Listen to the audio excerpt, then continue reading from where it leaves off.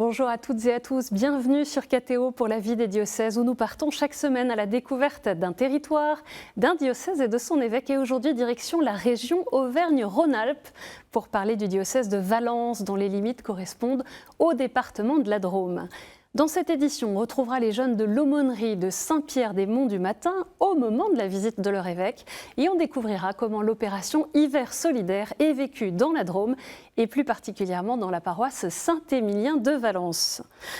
Quelques mots de présentation sur la Drôme, un département marqué par la diversité de ses paysages avec ses 5 pays, la Drôme des collines, la plaine de Valence, le Royan-Vercors, la vallée de la Drôme d'Ioa et la Drôme provençale. Cette terre agricole a été pionnière dans le bio, c'est aussi un territoire en croissance mais qui voit les conséquences du changement climatique.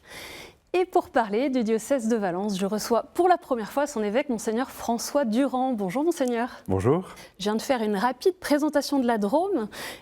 Comment est-ce que vous pourriez nous présenter les caractéristiques de l'Église catholique dans la Drôme justement ? Alors l'église dans la Drôme, elle a une histoire très très ancienne puisque c'est depuis les premiers siècles du christianisme et on a retrouvé des fouilles archéologiques autour de la cathédrale de Valence, le baptistère antique, donc c'est très émouvant, surtout dans cette période où nous vivons beaucoup de baptêmes d'adultes.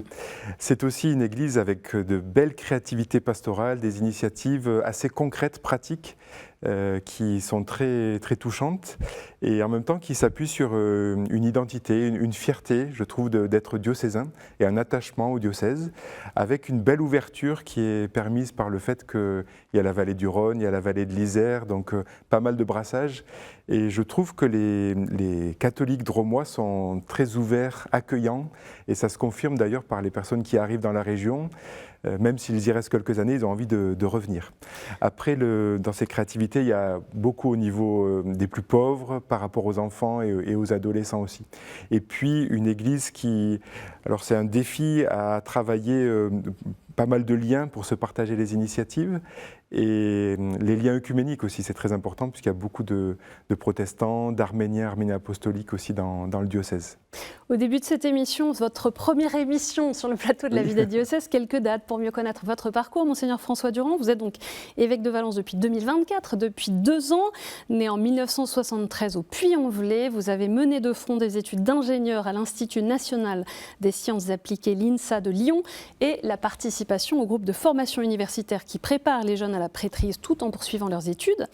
Vous avez été ordonné prêtre en 2002 pour le diocèse de Mende et la Lozère, c'est votre terre familiale. Professeur de théologie pastorale à la faculté de théologie de l'Université catholique de Lyon pendant 2 ans, de 2012 à 2014, et vicaire général de Mende de 2013 à 2024, quelques missions. Au milieu de tant d'autres, vous avez choisi comme devise épiscopale le verset 21 du chapitre 17 de Jean, « Qu'il soit un pour que le monde croie ».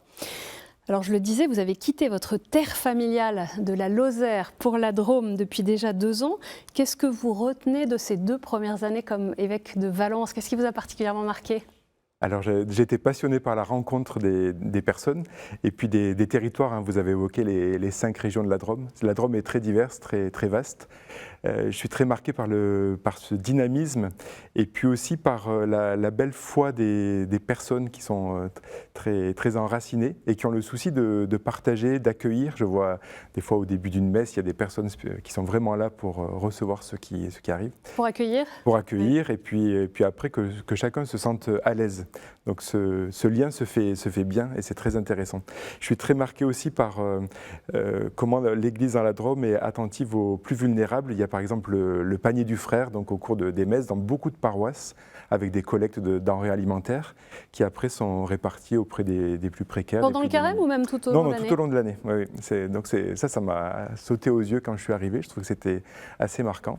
Et puis une belle inventivité pour les familles, pour faciliter les choses aux parents, pour que les jeunes puissent venir à la paroisse, commencer un parcours d'initiation dans la foi, d'éveil à la foi, de catéchèse, pour les adolescents aussi, avec des appellations diverses. Je ne vais pas en citer pour ne pas faire de jaloux, mais voilà, ça montre qu'il y a une diversité d'initiatives qui est très belle. Donc c'est une église vivante, qui est à taille humaine aussi, avec des prêtres de toutes les générations. Ça c'est très très beau aussi, il n'y a pas de grand creux générationnel, ce qui permet d'avoir une église qui est qui vit simplement, modestement, mais qui vit bien. En octobre dernier, vous avez publié une lettre pastorale, tous baptisés dans un unique esprit. On va reprendre au fil de l'émission les principaux thèmes, mais si vous deviez la résumer en quelques mots, c'est quoi le cœur de cette lettre? Qu'est-ce que vous vouliez transmettre? Oui, le cœur de la lettre, donc c'est vraiment les fraternités de catéchumènes, et pour dire qu'on ne se prépare pas simplement au baptême, mais à devenir chrétien. Donc ça, c'est le cœur. Mais je ne voulais pas non plus focaliser uniquement sur les adultes qui se préparent au baptême et soutenir la dynamique missionnaire dans le diocèse en montrant comment la mission s'enracine dans le Christ, dans la rencontre avec les plus pauvres, et puis elle demande de se former. Je vous propose de partir à la rencontre des jeunes de l'aumônerie de Saint-Pierre-des-Monts-du-Matin, dans la commune de Chatuzange-le-Goubet, où vous êtes rendu, Monseigneur François Durand, lors d'une des visites pastorales particulières auprès des jeunes que vous avez débutées en octobre 2025. Et c'est notre reporter Guillaume Croze qui vous a suivi pendant cette rencontre avec les jeunes. C'est par une matinée pluvieuse que les jeunes de l'aumônerie de Saint-Pierre-des-Monts-du-Matin accueillent avec joie un invité un peu spécial. La visite de l'évêque, c'est d'une certaine manière un peu pour montrer que c'est le Seigneur qui s'intéresse à ce qui fait votre vie, votre quotidien, vos préoccupations. Fondée en 2017 par Annick et Brigitte, l'aumônerie qui ne rassemblait qu'un petit groupe à ses débuts n'a cessé de grandir d'année en année. Une trentaine de jeunes des paroisses avoisinantes n'hésitent pas à faire le déplacement régulièrement malgré la distance à parcourir. C'est une jeune qui maintenant après a déménagé, qui est sur Lyon, qui s'appelle Emeline, c'est elle qui nous a interpellés. C'est elle qui nous a dit si vous ne vous occupez pas de l'aumônerie, j'irai pas en ville, j'aimerais que ce soit vous. Donc on était toutes les deux avec Annick. Les jeunes nous apportent plus que des fois ce que nous on leur apporte. Voilà, ça on a une grande joie à ce niveau-là. Ils se retrouvent et on parle un peu de tous les sujets. On travaille à partir d'un livre qui s'appelle Initial, qui traite vraiment des sujets, la justice, la foi aujourd'hui. Qui les mages rencontrent-ils à Jérusalem? Un grand prêtre. Mathis fait part de l'importance d'appartenir à ce groupe de partage lorsque l'on vit hors d'une grande agglomération et que l'on peut se sentir isolé. On avait une paroisse qui était assez vieillissante avant 2017. C'est-à-dire que les jeunes ne venaient pas bien à la messe, les églises se vidaient beaucoup. Et avoir des jeunes, ça permet déjà de créer des groupes de rencontres, on pourra avoir des groupes périscolaires. Et ça permet du coup de créer du lien, pas de former, mais d'initier les jeunes à la foi chrétienne, à faire de l'éveil à la foi, à les orienter vers des sacrements. C'est hyper important pour la vie d'un futur chrétien après. Amen. Pouvoir prier en liberté semble essentiel pour ces jeunes chrétiens, nous confie Louison qui anime la rencontre avec Mathis. Alors c'est vrai que dans la vie de tous les jours c'est un peu difficile de se définir comme chrétien, mais vraiment ces temps-là nous permettent de nous libérer et j'espère surtout que cette aumônerie va continuer parce que tous les jours il y a un peu des gens qui arrivent et on a de plus en plus de chrétiens qui s'engagent, et notamment des jeunes, mais il faut aussi des gens pour animer et perturber cette belle aumônerie. Ce groupe, qui est comme un refuge pour certains, permet aux jeunes de renforcer leurs liens et continuer leur cheminement de foi avec confiance et joie. François Durand, avec ces jeunes, vous les avez rencontrés tout au long de ces derniers mois. La jeunesse drômoise, on l'entend parfois à la une de l'actualité, doit faire face à de nombreux défis au quotidien, l'augmentation de la violence, de tension, de la peur même. Comment est-ce que l'Église accompagne ces jeunes ?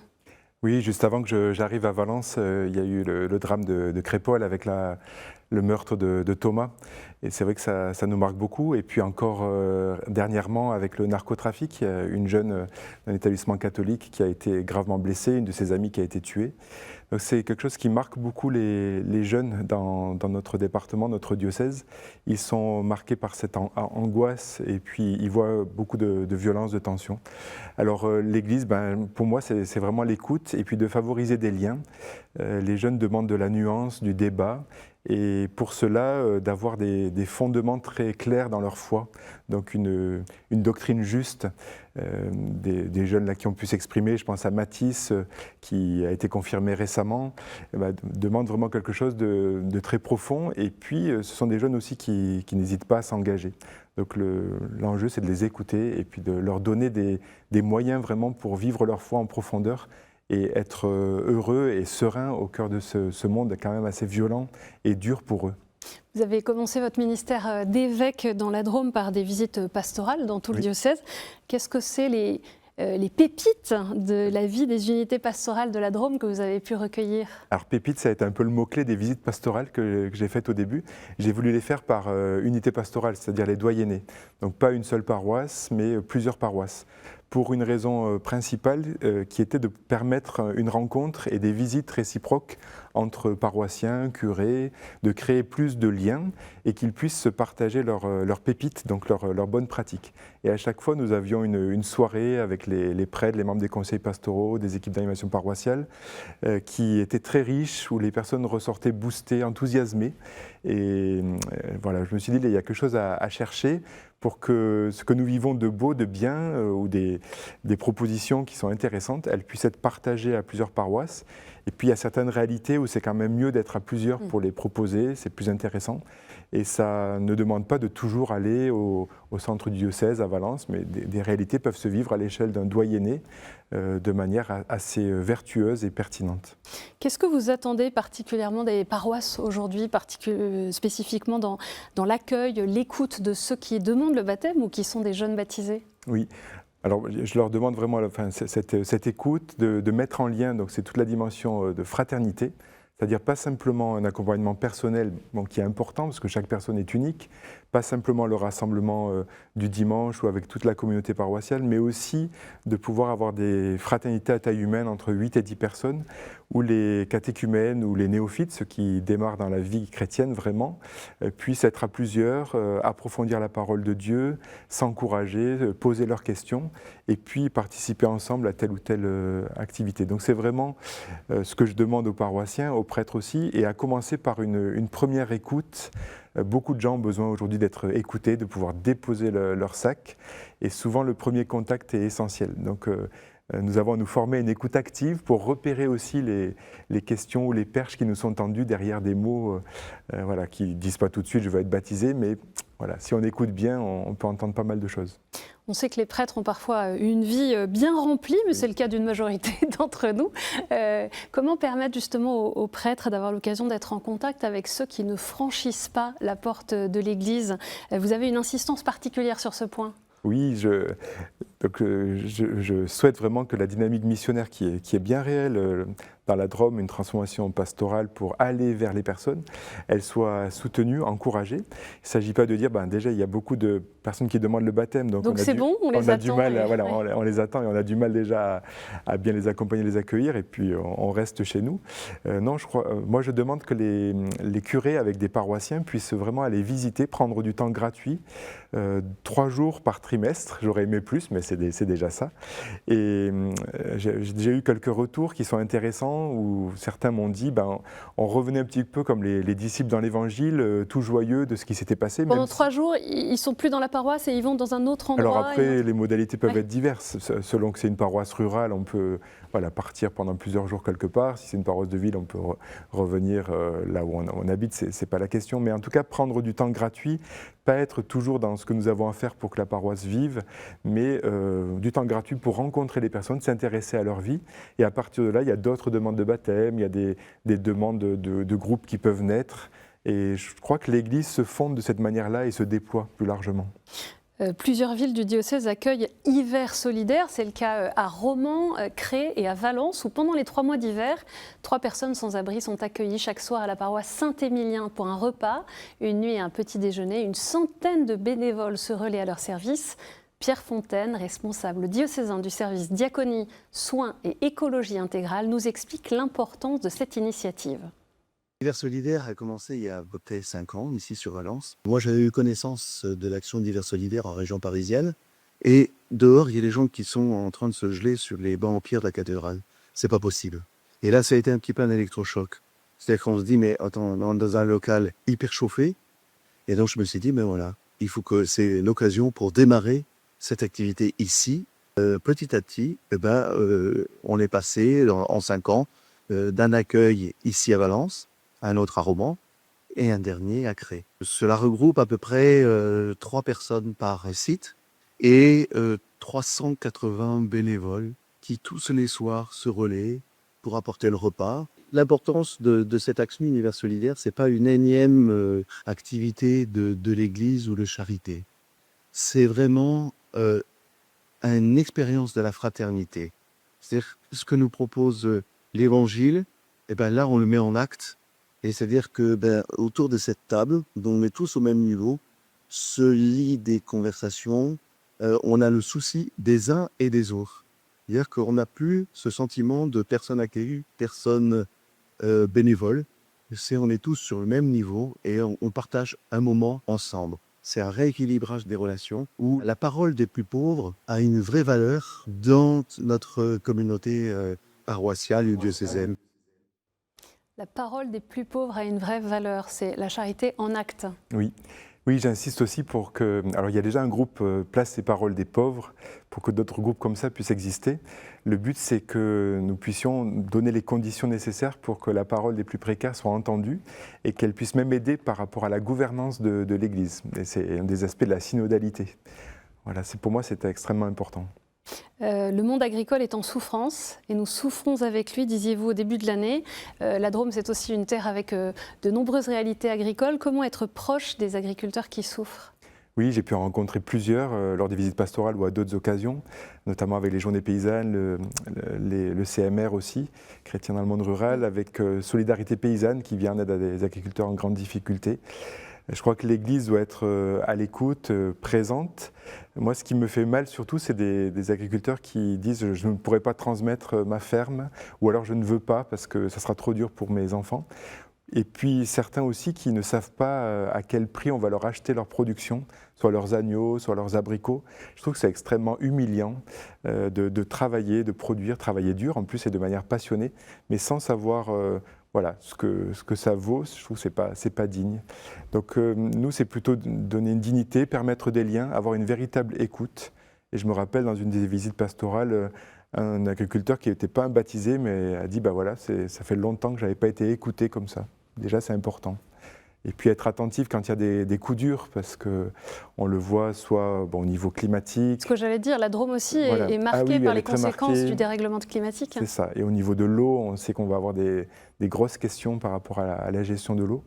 C'est un territoire aussi où il y a beaucoup de production avec de la vente directe. Et c'est vrai que ceux qui arrivent à embrayer de cette manière-là peuvent tirer un peu leur épingle du jeu. Voilà, donc nous avons à les écouter et à être présents dans leur réalité, qui sont très diverses aussi sur le territoire. On sait que dans le diocèse de Valence a été fondé il y a 90 ans le premier des foyers de charité à Châteauneuf-de-Galore. Les foyers de charité qui sont dans une période de crise avec un gouvernement provisoire assumé par le Vatican via des délégués pontificaux. Vous, comme évêque, quelle est votre attention pastorale à ce lieu particulier ? Oui, pour moi, c'est quelque chose de très important. C'est une réalité forte dans la Galore. C'est le premier foyer de charité. C'est là aussi qu'a vécu la vénérable Marthe Robin. Moi, je m'efforce d'être attentif, de rencontrer les responsables du foyer. Nous avons aussi beaucoup d'occasions, puisqu'il y a pas mal d'événements du diocèse qui se vivent au foyer de charité de Châteauneuf-de-Galore. Je suis attentif aussi aux personnes qui ont été victimes d'abus, que ce soit des abus de pouvoir, des abus spirituels, des abus sexuels aussi, dans le cadre des foyers, et avec la gouvernance qui se cherche, et puis aussi l'enquête pluridisciplinaire qui est en cours. Il y a une commission d'enquête historique. Voilà, c'est ça. Historique, théologique, aussi juridique, plus large. De veiller à ce que des personnes parce qu'il y a des membres qui sont sortis des foyers, qu'ils continuent à être bien accompagnés. Il y a les questions de cotisation sociale aussi par rapport au statut, parce que ce ne sont pas des religieux, mais en même temps, ils s'engagent au célibat, au partage de leurs biens. Donc voilà, moi j'espère que bientôt tout va être un peu plus au carré par rapport aux cotisations aussi sociales, retraite. Il faut que chacun puisse être accompagné, et ceux qui ont subi des abus sexuels, avec la CRR, la Commission de reconnaissance et de réparation de la Conférence des religieux et religieuses de France, voilà, être bien accompagné, suivi, et que tout cela soit traité de manière correcte. Je me réjouis aussi de belles réalités spirituelles suite à la présence du foyer de charité dans la Drôme, notamment dans les établissements scolaires. Beaucoup de jeunes qui, alors, soit avaient déjà la foi mais sont encouragés, soit découvrent la foi chrétienne dans ce cadre-là. Monseigneur François Durand, on va maintenant passer aux questions de terrain.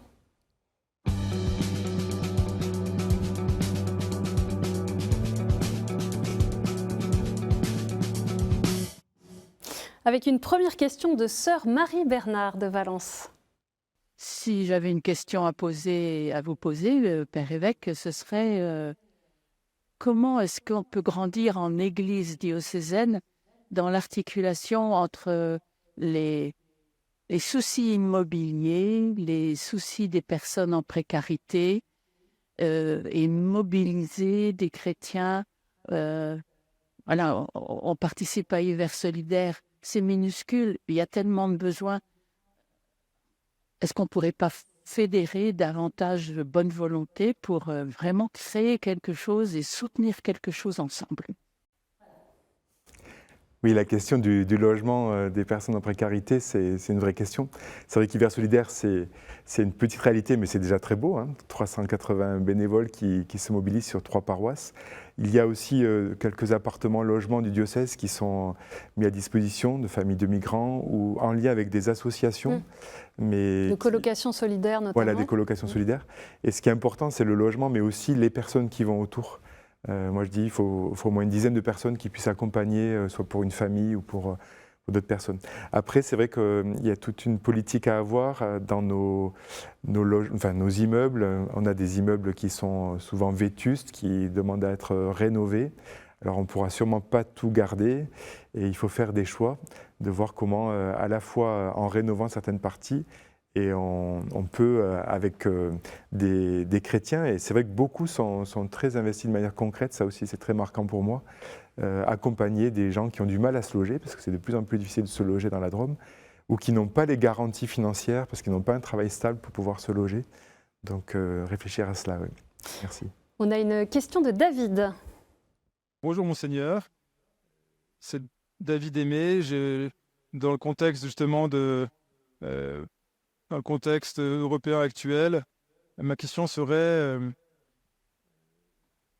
connaissant le bastion drômois et son historique, avec justement les conflits qu'il y a eu par le passé intra-religieux entre chrétiens, comment se servir du dialogue interreligieux local pour justement trouver des pistes de solutions au conflit en Ukraine et pour justement apporter l'unité entre chrétiens.